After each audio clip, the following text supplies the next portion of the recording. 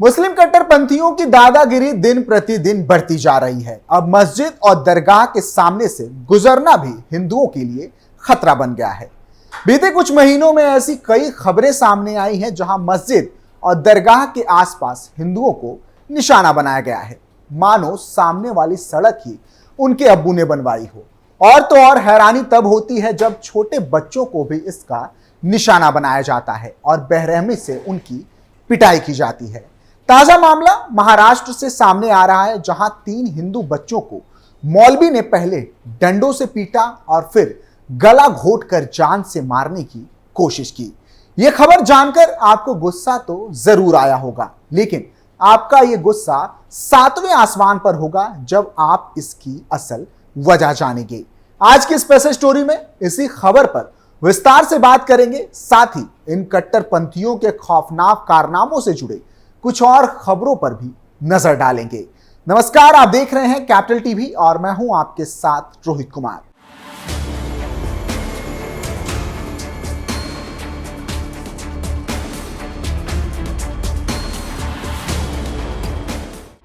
जारी है जिहादियों का आतंक, हिंदू बच्चों की बेरहमी से पिटाई, दरगाह से जामुन तोड़ने पर गला घोटा, सामने आया मौलवी का खौफनाक हरकत। पूरी खबर महाराष्ट्र के बीड जिले से जुड़ी है, जहां कुछ हिंदू बच्चों को दरगाह के सामने से गुजरना और दरगाह के भीतर लगे जामुन के पेड़ से जामुन तोड़ना महंगा पड़ गया। जामुन के पेड़ से जामुन का फल तोड़ने पर मौलवी और उसके साथी ने हिंदू बच्चों पर हमला कर दिया। इस दौरान मौलवी ने हिंदू बच्चे का गला घोंटकर जान से मारने की धमकी भी दी। यही नहीं, कई बच्चों को डंडों से पीटा, जिसके बाद पुलिस में शिकायत दर्ज कराई गई, जिसके बाद पुलिस ने आरोपित मौलवी को गिरफ्तार कर लिया, लेकिन उसका एक साथी अब भी फरार है। जानकारी के मुताबिक सोमवार 8 जुलाई 2024 को मजल गांव में मौलवी ने एक बच्चे का गला घोंटने की कोशिश की, जिसके बाद छात्र की हालत गंभीर बताई जा रही है और उसका बीड के एक सरकारी अस्पताल में इलाज चल रहा है। आरोपियों की पहचान मौलवी मुजीद और समीर अतर कसम के रूप में हुई है, जिसमें से पुलिस ने मौलवी मुजीब को गिरफ्तार कर लिया है। जानकारी के मुताबिक सोमवार यानी कि 8 जुलाई 2024 को मजल गांव में मौलवी ने एक बच्चे का गला घोंटने की कोशिश की, जिसके बाद छात्र की हालत गंभीर बताई जा रही है और उसका बीड के एक सरकारी अस्पताल में इलाज चल रहा है। आरोपितों की पहचान मौलवी मुजीब और समीर अतर के रूप में हुई है, जिसमें से पुलिस ने मौलवी मुजीब को गिरफ्तार कर लिया है। जानकारी के अनुसार 13 वर्षीय छात्र तेजस नवनाथ और रत्नेश्वर रुस्तम डिंडरूड के रहने वाले हैं। वे माध्यमिक विद्यालय में पढ़ते हैं। स्कूल से घर लौटते समय बच्चे जिला परिषद स्कूल के पास महबूब सुभानी दरगाह के पास एक पेड़ से जामुन खाने गए। इसी दौरान मौलवी मुजीब और समीर वहां आए और उन्होंने लाठी से उन पर बेरहमी से हमला करना शुरू कर दिया। इस हमले में 3 छात्र घायल हो गए, एक छात्र डरकर भाग गया। मारपीट के दौरान आरोपित मौलवी ने तेजस के सिर पर डंडे से वार किया। उसने गला दबाकर बच्चे की हत्या करने की कोशिश भी की। तेजस गंभीर रूप से घायल हो गया। सिर में गंभीर चोट लगने के कारण उसका सीटी स्कैन कराया गया और उसे मेडिकल निगरानी में रखा गया है। फिलहाल उसका इलाज बीड़ के सरकारी अस्पताल में चल रहा है, जबकि रत्नेश्वर को मामूली चोटें आई हैं। इस पूरी वारदात के बाद तेजस की मां वंदना कटारे ने पुलिस स्टेशन में शिकायत दर्ज करवाई। उनकी शिकायत के आधार पर पुलिस ने आईपीसी की धारा 109, 118 वन और 35 के तहत एफआईआर दर्ज कर ली है और कार्रवाई शुरू कर दी गई है।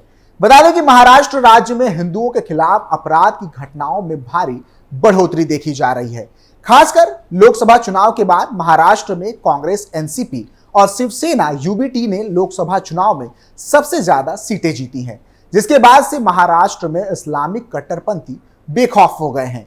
इसी का परिणाम है कि राज्य भर में हिंदूवादी संगठनों के कार्यकर्ताओं और नेताओं पर अकारण हमले किए जा रहे हैं। बीते एक सप्ताह में ही महाराष्ट्र में 8 से 9 घटनाएं सामने आई हैं, जिसमें इस्लामिक कट्टरपंथियों ने हिंदुओं पर हमले किए हैं। हाल ही में महाराष्ट्र के पुणे से बीते सप्ताह एक बड़ी घटना सामने आई। पुणे के लोहिया नगर इलाके में अक्षय धवरे नाम के हिंदूवादी कार्यकर्ता पर अतुल खान, सलमान शेख, सुल्तान शेख, असलम पटेल, आसिफ शेख और अन्य 4 लोगों ने हमला कर दिया। अक्षय हिंदूवादी और दलित कार्यकर्ता है। उन पर हमला इसलिए किया गया क्योंकि वो इस्लामिक कट्टरपंथियों द्वारा दलितों के उत्पीड़न के खिलाफ बोलते थे। इस मामले में दर्ज हुई एफआईआर की कॉपी भी मीडिया के पास मौजूद है। इस मामले में खड़ग पुलिस स्टेशन ने भारतीय दंड संहिता 1860 की धारा 307, 324, 323, 143, 147, 148, आर्म्स एक्ट 1959 की धारा 4 और 25 महाराष्ट्र पुलिस अधिनियम 1951 की धारा 37(1), 135 और SC/ST एक्ट 1989 की धारा 312 और 3110 के तहत मामला दर्ज किया है।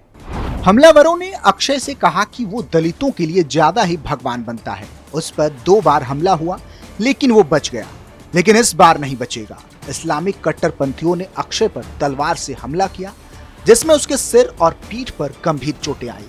इस दौरान उन्होंने कहा, हम यहाँ के बाप हैं, हमारे खिलाफ अगर कोई बोलेगा तो हम उसे जिंदा नहीं छोड़ेंगे।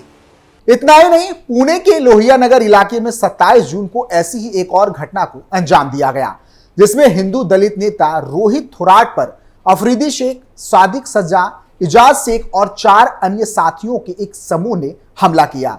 थोराट पर किया गया हमला दलित समुदाय को बेहतर बनाने के उनके प्रयासों पर हमला एक टारगेटेड अटैक जाहिर होता है। थोराट अपने समुदाय के सामने आने वाली चुनौतियों और अन्याय के बारे में मुखर रहे हैं, जिसकी वजह से वो कट्टरपंथियों के निशाने पर रहे। एफआईआर की कॉपी के अनुसार पुणे के गंगाधा इलाके में जब पीड़ित अपने रिश्तेदार के घर से घर लौट रहा था तब आरोपियों ने उसे रोका और उसके साथ मारपीट की। आरोपियों ने पीड़ित की बाइक पर ऑटो रिक्शा चढ़ा दिया और उसे धमकाना शुरू कर दिया। इसके बाद उन्होंने पीड़ित पर धारदार हथियारों से हमला किया। फिलहाल शिकायत के बाद पुलिस ने भारतीय दंड संहिता की धारा 307, 504, 341, 506, 34, महाराष्ट्र पुलिस अधिनियम की धारा 37(1), 135 और SC/ST अधिनियम 1989 की धारा 31, R31S, 32, 3V, 32VA और 6 के तहत मामला दर्ज किया है और कार्रवाई शुरू कर दी है। जीत का जश्न मना रहे हिंदुओं पर हमला। अभी कुछ दिन पहले ही 29 जून को महाराष्ट्र के नांदेड़ क्षेत्र के श्रीनगर इलाके में भारत की T20 विश्व कप जीत का जश्न मनाने के बाद 20 से 25 मुस्लिम युवाओं ने 4 हिंदू छात्रों पर हमला कर दिया। आरोपित हमलावर चारों पीड़ितों के किराए के अपार्टमेंट में घुस गए और उन पर लाठी और लोहे की रॉड से हमला कर दिया। विकास मांडवी, राव साहेब नरवड़े, बालाजी पोरमद और कपिल पाटिल के रूप में पहचाने गए पीड़ितों को गंभीर चोटें आई, जिसके बाद पुलिस में शिकायत दर्ज करवाई गई थी। पूरी घटना सीसीटीवी फुटेज में रिकॉर्ड हो गई, जिसमें आरोपियों को पीड़ितों के अपार्टमेंट में घुसते हुए देखा जा सकता है। अपार्टमेंट के मालिक ने घटना की पुष्टि की और कहा कि सभी आरोपित मुस्लिम समुदाय से संबंध रखते हैं। ठाणे में हिंदू महिला से छेड़छाड़।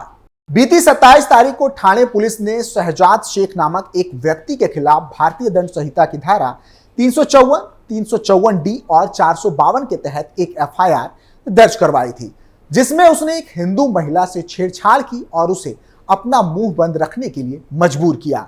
यह घटना पिछले सप्ताह ठाणे के हजूरी दरगाह क्षेत्र में हुई थी, जो मुस्लिम बहुल इलाका है। आरोपी ने इलाके में रहने वाली एक हिंदू महिला से छेड़छाड़ की। बाद में सकल हिंदू समाज के अनुसार जब महिला पास के एक मंदिर में शरण लेने गई तो लगभग 100 से 150 मुस्लिम जूते पहनकर मंदिर में घुस गए और महिला को पुलिस में शिकायत दर्ज न कराने की धमकी दी। इससे पहले हिंदू समुदाय ने आरोप लगाया था कि पुलिस ने मामले में एफआईआर दर्ज करने से मना कर दिया था, लेकिन बाद में आरोपी को गिरफ्तार कर लिया गया। हैरानी की बात यह है कि इस मामले में एक पार्षद आरोपितों की मदद कर रहा था। मीरा रोड में इस्लामिक कट्टरपंथियों का हमला। यह घटना 16 जून को घटित हुई थी, जब मीरा रोड पर हिल गैलेक्सी अपार्टमेंट और जेपी नॉर्थ सेलेक्ट सोसाइटी में रहने वाले मुस्लिम निवासियों ने बकरीद के त्यौहार से पहले अवैध रूप से कुर्बानी के लिए सोसाइटी परिसर में बकरियां ले आए। हिंदुओं ने इस घटना का विरोध किया और पुलिस को बुलाया। हालांकि पुलिस ने यह कहते हुए बकरियों को जाने दिया कि सोसाइटी के भीतर कोई नीति नहीं है। इस बीच हिंदुओं ने बड़े पैमाने पर विरोध प्रदर्शन किया और सोसाइटी के परिसर में कुर्बानी पर आपत्ति जताई, जिसके बाद मुस्लिम कट्टरपंथियों ने हिंदुओं के साथ बहस की और धमकी दी वे सोसाइटी के परिसर में ही बकरे काटेंगे। शिकायत में निवासी ने आगे कहा कि आरोपी व्यक्ति ने भगवान गणेश का भी अपमान किया। वजूद ने हिंदुओं को धमकाते हुए कहा, आप लोग गणेश उत्सव मनाते हैं, क्या हम तब कुछ कहते हैं? जब हम आपके भगवान गणेश को देखते हैं तो हमें गुस्सा आता है और उल्टी आती है। अब हम भी देखेंगे कि आप यहां अपना गणेश उत्सव कैसे मनाते हैं। जिसके बाद पुलिस ने इस पूरे मामले को लेकर शिकायत दर्ज करवाई गई। चिंता की बात यह है कि महाराष्ट्र में जब से बीजेपी थोड़ी कमजोर हुई है, कट्टरपंथियों के हौसले बढ़ गए हैं। लोकसभा के परिणामों ने जिहादियों के मंसूबों को एक और हवा दी है, जो बहुत ही खतरनाक है। फिलहाल के लिए इतना ही। आप देखते रहिए कैपिटल टीवी उत्तर प्रदेश। नमस्कार।